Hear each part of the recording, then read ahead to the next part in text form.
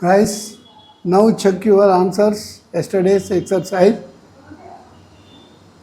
Present perfect, past perfect, future perfect లో మనం నిన్నటి రోజు ఎక్సర్సైజ్ చేసినాము. దాన్ని మీరు చెక్ చేసుకోండి. ఇప్పుడు మీకు ఆల్రెడీ ఒకటి ఎక్సర్సైజ్ ఇచ్చి యాక్టివ్ నుంచి ప్యాసివ్ చేసి చెప్పిన నేను. హ్యాజ్ హీ రిటర్న్ గ్రూప్ 1 అని ఉంది. ఈ థర్డ్ పర్సన్ సింగులర్ నెంబర్ కాబట్టి హ్యాజ్ వాడినమాట. ఈ హ్యాజ్ రిటర్న్ అనేది అసర్టివ్.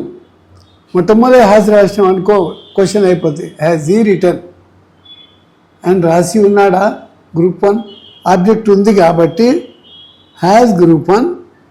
గ్రూప్ 1 కూడా థర్డ్ పర్సన్ సింగులర్ అవుతుంది కాబట్టి రిటర్న్ బై ఈ వై హిమ్ అయింది. ఇది ట్రాన్సిటివ్లో ఉంది. మీకు ఇచ్చిన ఎగ్జాంపుల్ ఇది. మరి ఇంట్రాన్సిటివ్లో ఉన్నది హ్యాజ్ ఈ ప్రిపేర్డ్ అని ఉంది. హ్యాజ్ ఫైనట్ వర్బ్ 1 ఈ సబ్జెక్ట్ ప్రిపేర్డ్. యాక్చువల్ అసర్టివ్ అయితే ఈ హ్యాజ్ ప్రిపేర్డ్, కానీ మన ముందే హ్యాజ్ రాసినాం. ఫైనట్ వర్బ్ రాస్తే క్వశ్చన్ అయిపోతుంది. హ్యాజ్ ఈ ప్రిపేర్డ్, ఆయన సిద్ధపడి ఉన్నాడా.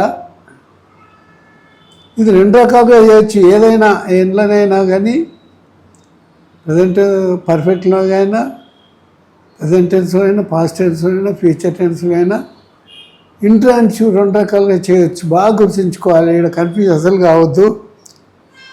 హ్యావ్ యూ కంప్లీటెడ్ అని ఉంది. ఆబ్జెక్ట్ లేదు. హ్యావ్ అట్నే రాయాలి, యూ అట్నే రాయాలి, బీన్ కంప్లీటెడ్. మీరు పూర్తి చేసి ఉన్నారా. హ్యావ్ యూ బీన్ కంప్లీటెడ్ అంటే మీ చేత పూర్తి చేయబడి ఉన్నదా. ఒకవేళ వర్క్ ఫామ్ ముందు రాసిందనుకో has been completed by you అని రాయొచ్చు. హ్యాస్ బీన్ కంప్లీటెడ్ బై ఇది రాయరు, ఎక్కువ వాడరు. Has been completed by you, పూర్తి చేయడం మీతోటి అయి ఉన్నదా అన్నట్టు. ఇప్పుడు మీకు ఇచ్చిన ఎక్సర్సైజు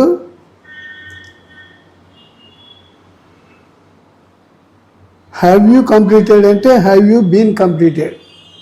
మీరు పూర్తి చేసి ఉన్నారా, మీతోటి పూర్తి చేయబడి ఉన్నదా. Have they breezed the weather. పెళ్ళిళ్ళు ఏం చేస్తారు, పెద్ద ఫ్యాన్స్ పెట్టి గాలి విడుస్తుంటారు చల్లగా అని. హ్యావ్ దే అనేది ప్లూరల్ కాబట్టి హ్యావ్ వాడిండ్రు. Have they breezed the weather, breezer అని ఉంటుంది అక్కడ. వాళ్ళ చల్లని ఘాటి వీచేటి పెట్టిండ్రు అన్నట్టు. ఇప్పుడు ది వెదర్ అనేది వాతావరణం చల్లబరచడానికి కోసం. Has the weather been breezed by them, గాలి వారి చేత చల్లబడి ఉన్నదా అన్నట్టు. Has CM resigned. సీఎం అనే థర్డ్ పర్సన్ సింగులర్ నెంబర్ కాబట్టి హ్యాస్ వాడిండ్రు. Resigned verb 3. ముఖ్యమంత్రి రాజీనామా చేసి ఉన్నాడా. హ్యాస్ సీఎం బీన్ రిజైన్డ్ అంతే. ముఖ్యమంత్రి చేత రాజీనామా చేయబడి ఉన్నదా. మీరు ఒకవేళ వర్క్ ఫామే రాయదలుచుకున్నాను, వర్క్ ఫామ్ తీసుకోదలుచుకుంటే has been resigned by CM అనొచ్చు. అని కొత్తగా మీకు కొద్దిగా ఇబ్బంది కూడా అనిపించవచ్చు. Has been resigned by CM అని. రాజీనామా సీఎం చేత చేయబడిందా అని. ఒకటే ఏదన్నా ఒక మోడల్ ప్రాక్టీస్ చేసుకోండి, ఏం లేదు. ఎట్లా రాసినా అంతే.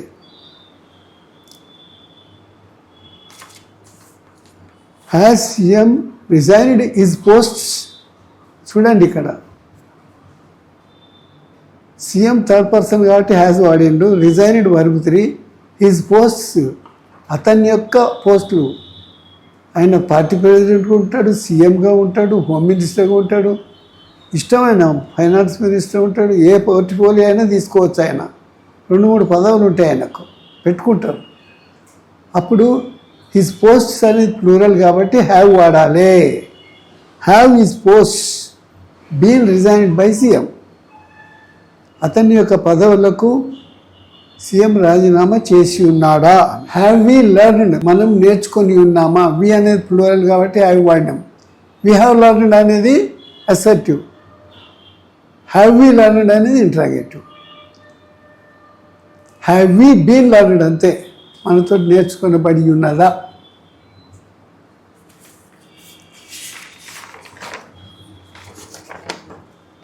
Have you attended the classes? Plural ఇది, క్లాసెస్ అని చూసుకోవాలి. ఇది ప్రజెంట్ పర్ఫెక్టా, ట్రాన్సిటివ్లో ఉందా, ఇంట్రాన్సిటివ్లో ఉందా? ఆబ్జెక్ట్ ఉంటే ట్రాన్సిటివ్, ఆబ్జెక్ట్ ఉన్నది కాబట్టి ఇది ది క్లాసెస్ అనేది ప్లూరల్ వచ్చింది కాబట్టి హ్యావ్ వాడాలి. Present perfect, have the classes been attended by you, తరగతులు మీ చేత హాజరు కాబడి ఉన్నవా? మామూలు క్వశ్చన్ అయితే have you attended the classes, మీ తరగతులకు హాజరు అయినరా? అవతల తిరుగుతున్నారు అనుకో, అందరు తిరుగు. హెడ్ మాస్టర్ ప్రిన్సిపాల్ వచ్చి have you attended the classes అంటాడు. అప్పుడు have the classes been attended by you. Had I repeated, నేను తిరిగి చెప్పినా? హ్యాడ్ ఐ బీన్ రిపీటెడ్, నాతో తిరిగి చెప్పబడి ఉన్నదా? Had they played the game again. Had ఫైనట్ వర్బ్ టు, పాస్ట్ పర్ఫెక్ట్లో చెప్తున్నారు. దే సబ్జెక్టు ప్లూరల్ ఉంది, అన్నిటికీ ఒకటే. I had, we had, you had, they had, అన్నిటికీ ఒకటే హ్యాడే. హ్యాడ్తో స్టార్ట్ చేసినాం ఇంట్రాగేటివ్ కాబట్టి. Played verb 3, the game object. ఈ అగైన్ అనేది యాడ్ వర్బు, తర్వాత చేర్చుకోవచ్చు. ఆడికే కట్ చేయాలి గేమ్ వరకు, ఆబ్జెక్ట్ వరకే. ఇప్పుడు had the game been played by them again అని రాయాలి. ఆట వారితోటి తిరిగి ఆడబడి ఉన్నదా?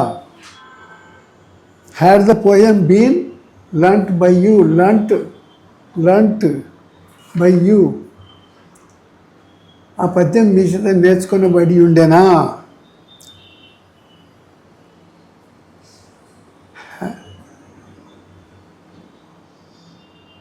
హ్యాడ్ వి పెయిడ్, మనం చెల్లించి ఉంటిమా అన్నట్టు.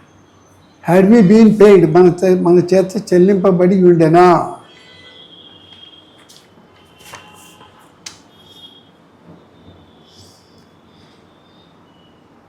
Had she cooked the meals, ఇది మీల్స్ అనేది ఆబ్జెక్ట్ ఉంది, ట్రాన్సిటివ్ ఇది పాస్ట్ పర్ఫెక్ట్లో ఉంది. మీల్స్ ఆబ్జెక్ట్ సబ్జెక్ట్ అవుతుంది, had the meals. Been cooked by her, she by her అయింది. భోజనం ఆమె చేత వండబడి ఉండేనా, పాస్ట్ పర్ఫెక్ట్లో.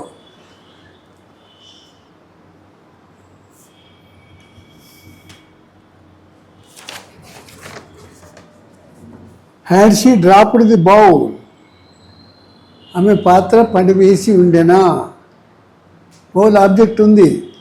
Had the bowl been dropped by her, పాత్ర ఆమె చేత పడవేయబడి ఉండేనా.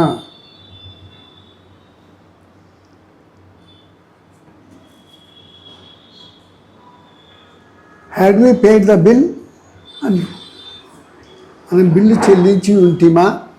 Had the bill been paid by us, bill మనతో చెల్లించబడి ఉండేనా. అట్లా మీరేం చేయాలంటే ఎప్పుడైనా అసర్టివ్ స్టేట్మెంట్స్ మనం చేసినాం కదా, మీకు 8 ఐ ఉపయోగించి, మీ ఉపయోగించి, యూ ఉపయోగించి, హీ ఉపయోగించి, దే ఉపయోగించి, సీఎం ఉపయోగించి, పిఎం ఉపయోగించి, ప్రెసిడెంట్ ఉపయోగించిన వాక్యాలు ఇచ్చినాం కదా, అవిటిని ముందు వర్బ్ ఫామ్ రాసి తర్వాత సబ్జెక్ట్ రాస్తే క్వశ్చన్స్ అయిపోతాయి కదా. అవిటిని బాగా మళ్ళా ఆ మోడల్ క్వశ్చన్స్గా తయారు చేసి ప్యాసివ్ చేయడం బాగా ప్రాక్టీస్ చేయాలి. రైట్? ఇవి ఆన్లైన్ క్లాసెస్ కాబట్టి ముందు నేను ఎక్సర్సైజ్ ఇస్తున్నా, ఒకరోజు మీకు టైం ఇచ్చి అవి చేసుకోమని చెప్తున్నా, తర్వాత ఆన్సర్స్ కూడా పెడుతున్నా నేను. అప్పుడు మీరు చెక్ చేసుకుంటే ఒకవేళ తప్పు పోయిందనుకో, కరెక్ట్ ఆన్సర్ 3 సార్లు రాయండి అంతే. ఏదైనా ఒక పని చెయ్యాలనేది ఒక వరం అని అనుకుంటే it will be very nice for your life. అది మార్గదర్శకం అవుతుంది. ఇది పనిష్మెంట్ అనుకుంటే ఇక బరువు అవుతుంది. One who want to become a great person, he should not feel any kind of burden to do any work అని. ఎవరైనా గొప్పవారు కావాలి, మంచి ఉన్నత స్థాయికి ఎదగాలి అనుకున్నప్పుడు కష్టానికి వెనకపోకూడదు. కష్టపడి వినాలి, చదవాలి, రాయాలి, బాగా ప్రాక్టీస్ చేయాలి. ఇక్కడ ప్రిపోజిషన్లో ఎయిమేట్ అని, గురిపెట్టు అంటే మనసులో అనుకోవడం, ఇది చేయాలని అనుకోవడం. Maria aimed at winnowing gold medal in Olympics. Maria అనే ఒక రెజ్లర్, కుస్తీ పట్టులు బట్టి జార్ఖండ్ యువతి ఒలింపియాడ్లో గెలిచింది, గోల్డ్ మెడల్ వచ్చింది. ఫస్ట్ ఆమె ఇది మాదక ద్రవ్యాలు తీసుకున్నదని అనవసరంగా ఆమె అనుమానం పెట్టి ఆపేషన్లు. అన్ని పరీక్షలు చేసేవారికి ఏం తీసుకోలేదు తెలియదు. అప్పుడు ప్రైజ్ ఇచ్చింది. So she what is your aim అని అడిగాను. ఆమె ఏమన్నది, I aimed at Olympics to win gold medal అన్నది. మనం చెప్తున్నప్పుడు ఏమంటాం, ఆమె గురించి చెప్తే Maria aimed at winnowing gold medal in Olympics. ఆమె జీవిత ధ్యేయం అన్నమాట. ఒలింపిక్ అంటే ప్రపంచం మొత్తంలో 7 ఖండాల నుంచి వచ్చి వాళ్ళు 5 ఖండాలలో వాళ్ళే జనాలు ఉన్నారు. 5 రింగ్స్ ఉంటాయి ఇట్లా ఒలింపిక్స్, ఒకదానికోట అనుకోండి. అన్ని ప్రపంచం మొత్తంలో ఎవరైతే ఒక ఆటలో గెలుస్తారో వాళ్ళకు బంగారు పథకం, ఒలింపిక్ టైటిల్ ఇస్తారు, ప్యాడ్ ఇస్తారు, అమౌంట్ కూడా ఇస్తారు. అది ఎంత అమౌంట్ అనేది కాదు ముఖ్యం, గెలవడం ముఖ్యం అన్నమాట. Be alarmed at sight. ఒక దృశ్యం చూసి కలత ఒకసారి అని మనం భయపడిపోవడం, బాధపడిపోవడం, దిగ్భ్రాంతి చెందడం అన్నమాట.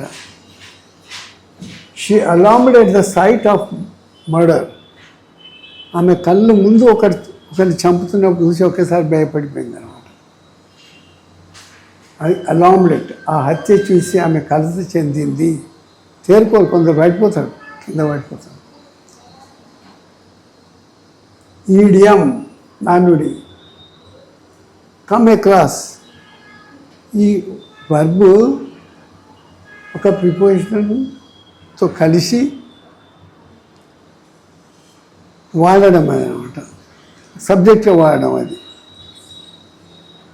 In a marriage party I come across my beloved classmate.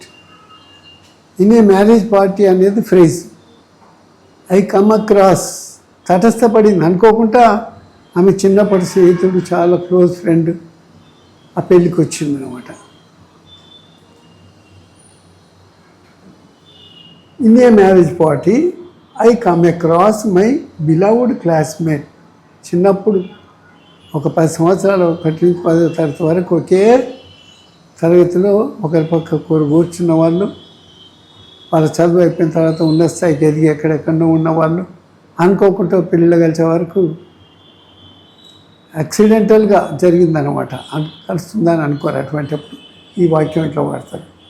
ఒక వివాహంలో నా ప్రియమైన తోటి విద్యార్థి అనుకోకుండా కలవడం తటస్థపడింది. దానికి కమ్ అక్రాస్ అని